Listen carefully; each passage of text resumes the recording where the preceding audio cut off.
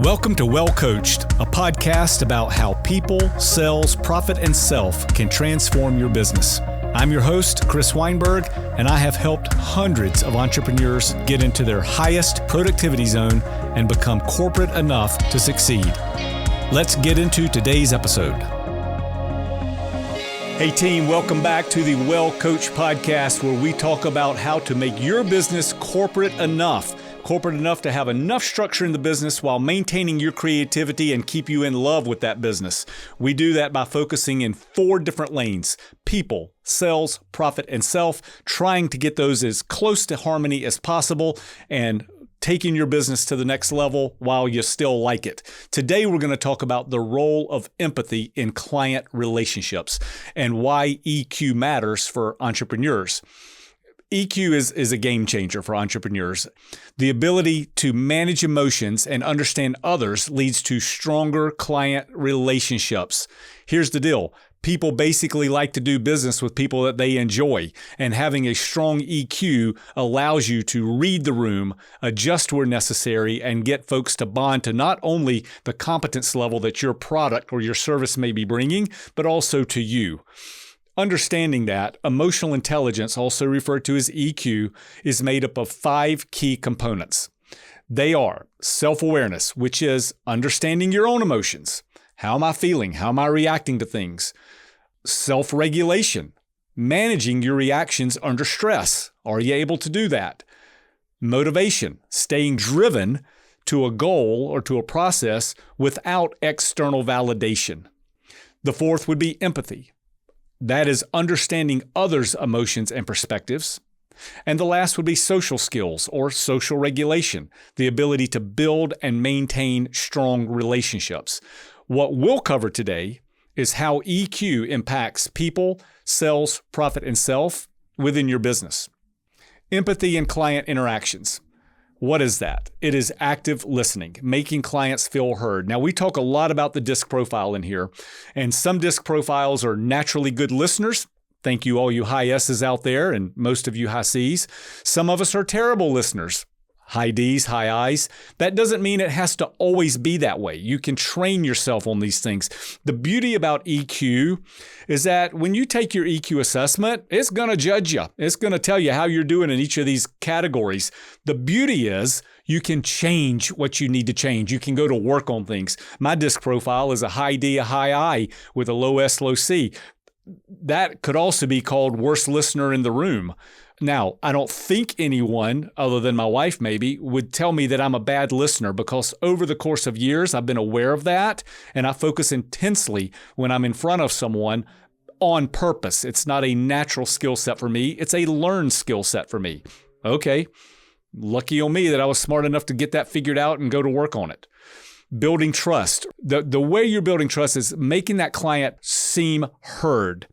And as that client feels seen and heard from you, trust level is going to go up. And once you're in a trust relationship with a client or a customer, you're probably got them for a very long time. Most of us are in the commodity business, right? We're either selling a widget or a particular service, and we have competitors. Once again, and we talk about this often, the way you interact with people is going to make the difference. If you want to dig in on a little bit of a case study, I'd recommend that you go and do some Googling around Steve Jobs. This guy had an ability to anticipate customers' needs by deeply understanding their emotions, right? He was telling us what we needed before it even existed. And go Google around him. He's a fascinating case study of being able to anticipate needs before even the client or customer knew they had that need. Second way EQ is important here is on the impact on sales and profits. Higher EQ equals higher retention. Clients stick with folks that understand them. Back to that saying where people want to do business with people they enjoy or people that are like them. Higher EQ allows you to read the room of what your client is saying, what your client needs, and make adaptations where necessary. And when you're able to do that, you are no longer selling a widget. You're selling value, right? You're selling a bond. You're selling trust. Very different than selling a battery or a thing.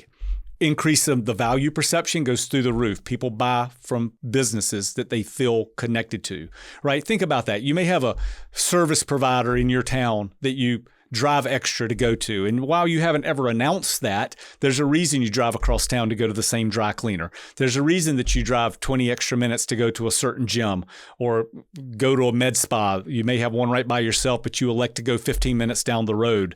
Subconsciously, or maybe consciously, you're making decisions that my value perception with that service provider outweighs the commodity of where I could have it right by myself. I'm more than willing to get in the car and drive a little bit further because I have a trust relationship with my provider. Now, if you want to dig on this a little bit more, the best example I can come up with is Oprah Winfrey. She drove her entire empire by her EQ. She had an amazing ability to connect with her audience. Her ability to connect made her one of the most influential business figures ever. She understood people and understood how to shapeshift the room and get people buying into a trust relationship with her. How do I develop EQ? Developing EQ as an entrepreneur, it is a learned skill set, right? All of us have a different strengths and weaknesses within EQ, right? So some of it is natural. But this is also, just like leadership is a learned skill set, EQ is something that you can go and make better if you so choose. So you think about the folks around you that may say, or even of yourself, if you're being honest, well, that's just the way I am. Well, that's just who I am and I'm not changing. Ding, ding, ding. There's your signal that that person's got a low EQ, okay? And if it's you, that's okay. Water under the bridge. Let's go fix it. Self-reflection. Regularly assess your emotional triggers and blind spots. What ticks you off? What gets your blood pressure boiling? Those kind of things. Now, the fastest way to do that is go take an EQ assessment. You can find one pretty easily. I'm happy to send you one as well, right? It will score you on these things. And the good assessments will not only score you, but say, now here's what you go do about it. If you want to get real deep, find a coach to walk you through it as well, right? Self-reflection is first. The second is perspective taking, right? Try to see things through your client's eyes, right? Put yourself in your client's shoes. Understanding that winning is not an end-sum game. When you're a business owner and you have a client, it's not you against the business owner, or even in a negotiation. You're trying to find, how do we both win? And sometimes that takes some shape-shifting in your EQ, right? If you want to go dig on the master of this, of who developed EQ over the course of time, particularly in the empathy category of listening to others and trying to find solutions that fit everyone, Abraham Lincoln, right? If you're a history buff, you know this already. Abraham Lincoln was the master of empathy and leadership, particularly in bringing together a massively divided country. So here's the thing.